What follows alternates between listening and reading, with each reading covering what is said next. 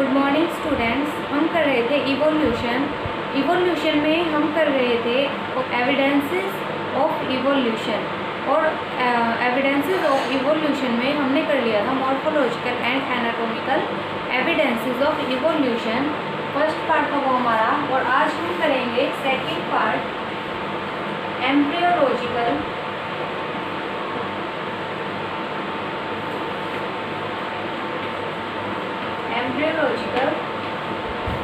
Evidences of evolution.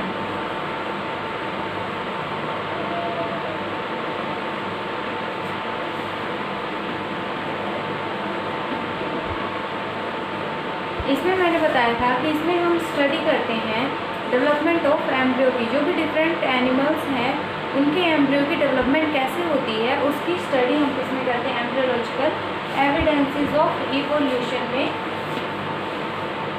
करते हैं। देखते हैं अब जो डिफरेंट एनिमल्स हैं उनके एम्ब्रियोज कैसे सिमिलर स्ट्रक्चर शो करते हैं।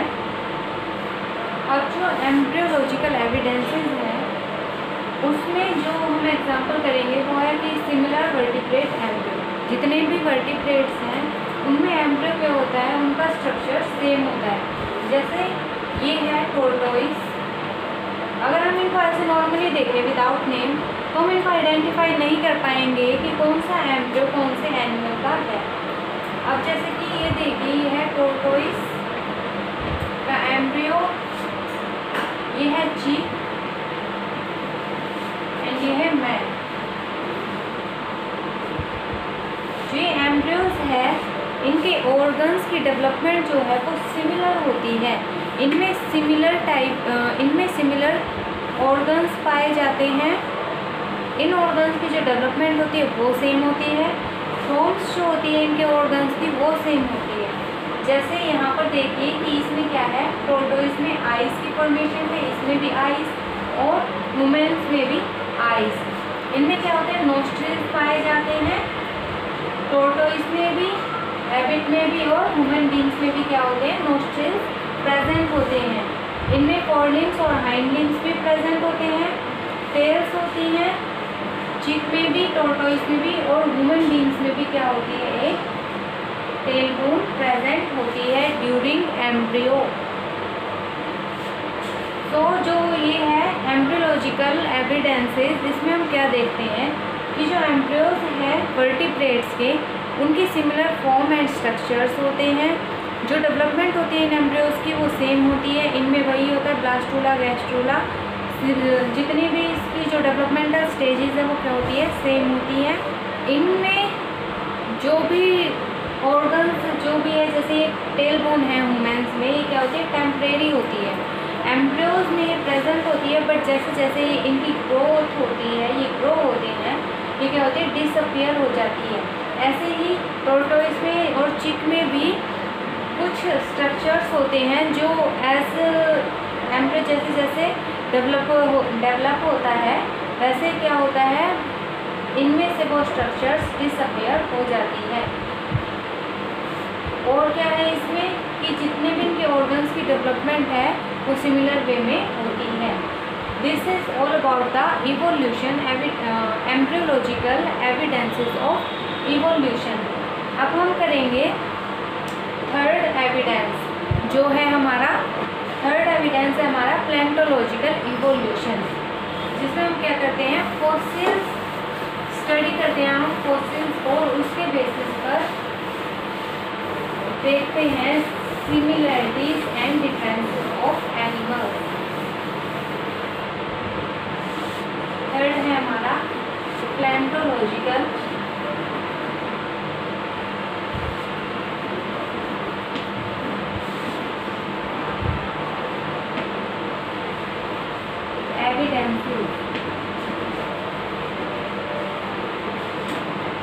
लॉजिकल एविडेंसेस में हम क्या करते हैं, स्टडी करते हैं पास्ट लाइफ की।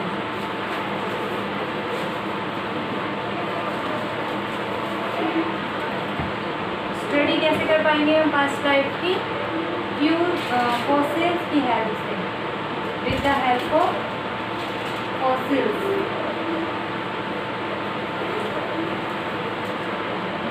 फॉसिल्स क्या होते हैं?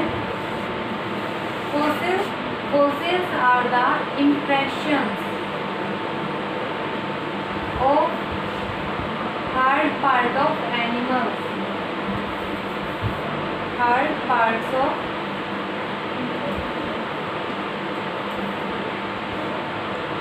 animals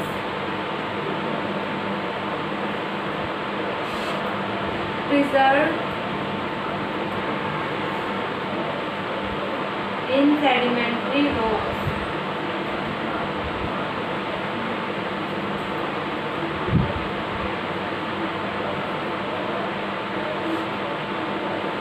Fossils क्या होते हैं? These are impressions of hard parts of ancient animals. These are preserved in sedimentary rocks. जैसे फॉसिल्स कैसे बनते हैं? जैसे जो हमारी प्रिमिटिव अर्थ थी उसके ऊपर क्या होता था? वोल्केनिक इरेप्शंस होते रहते थे। तो जैसे ही कोई ऑर्गेनिज्म किसी भी हार्ड किसी भी हार्ड मटेरियल के पास खड़ा होता था तो फिर क्या होती थी? उसकी इम्प्रेशंस रह जाती थी ऑन द हार्ड पार्ट। जैसे कि जो बोन्स है उनकी स्ट्रक्चर रह जाती थी सेडिमेंट्री रॉक्स पर, उनको हम क्या कहते हैं? फॉसिल्स। और फॉसिल्स की स्टडी हम कैसे कर सकते हैं? इनकी हम एज पता लगाते हैं कि भाई कितने साल पुराना है। उस प्रोसेस को क्या बोलते हैं? Carbon dating. कार्बन डेटिंग की हेल्प से हम फॉसिल्स की एज का पता लगा सकते हैं कि कितने साल पुराना है। This is about paleontological evidences. इसमें हम कुछ मिसिंग लिंक्स के एग्जाम्पल लेंगे। Missing links means the animals which are the characteristics of two different species या टू डिफरेंट टैक्सोनॉमिक ग्रुप्स, उनको क्या बोलते हैं? लिंक्स बोलते हैं। वो क्या हो चुके हैं? मिस हो चुके हैं, मीन्स वो एक्सटिंक्ट हो चुके हैं, लेकिन उनके फॉसिल्स पाए गए हैं। इनमें से पहला है हमारा आर्चियोटेरिक्स।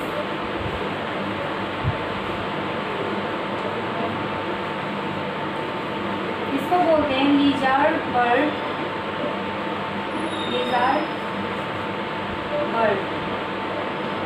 अब जैसे इसका कॉमन नेम इंडिकेट करा है कि लिजार्ड बर्ड। लिजार्ड क्या है? हमारी रेप्टाइल है।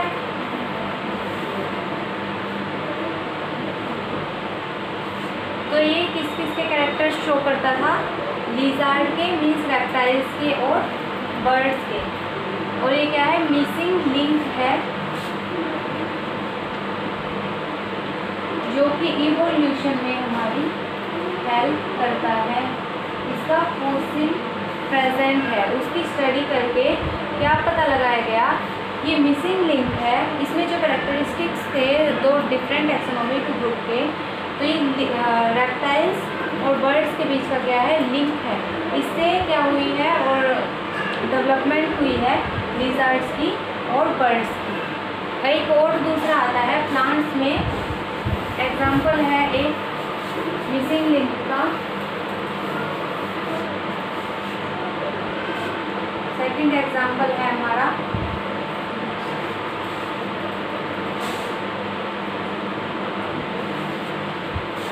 टेरिडोस्पर्म्स।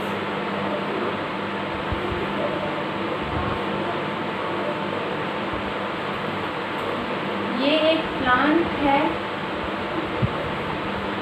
जिसमें कैरेक्टरिस्टिक्स पाए गए हैं दो डिफरेंट टैक्सोनॉमिकली प्लेस्ड प्लांट्स के, फर्न्स के एंड जिम्नोस्पर्म्स के।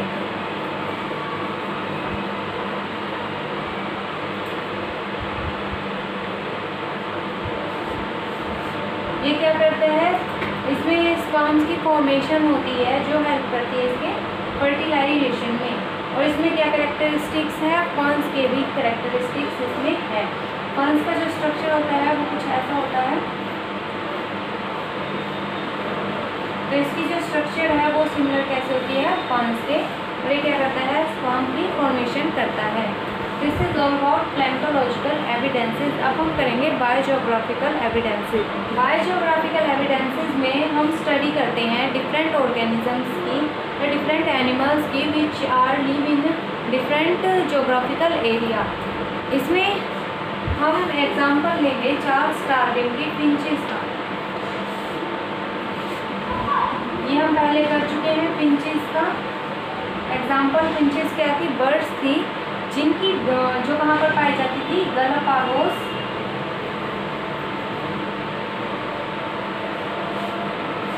आर्चिपेलागो में। ये क्या था? एक आइलैंड था। इस पर गए थे चार्ल्स डार्विन, और डार्विन ने क्या देखा कि वहाँ के जो बर्ड्स थे उनकी बीक में बहुत ज़्यादा वेरिएशन थी। जो एंट ईटर्स थे उनकी बीक अलग थी, हर्बीवोरस थे उनकी बीक अलग थी। तो ये क्या था? बायोजियोग्राफिकल एविडेंसेस था इवोल्यूशन का। ये जो इवोल्यूशन है वो किसके बेसिस पर हुआ है? उनके जो फीडिंग हैबिट है या जहाँ पर वो रहते हैं उसके बेसिस पर उनको एविडेंस मिले कि इवोल्यूशन हुआ है। अब हमारा जो लास्ट आता है वो आता है बायोकेमिकल एविडेंसेस। फिफ्थ है हमारा बायोकेमिकल।